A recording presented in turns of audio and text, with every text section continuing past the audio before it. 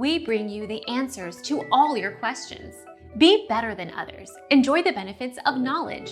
Accept the answers from us. It could be that you are using the wrong food in your feeder and the birds just don't like it. They go to the feeder but find seed that isn't in their diet, or seed that is too small. Think about the species of bird you get in your garden. When they go to a feeder, they are looking for more appropriate-sized food.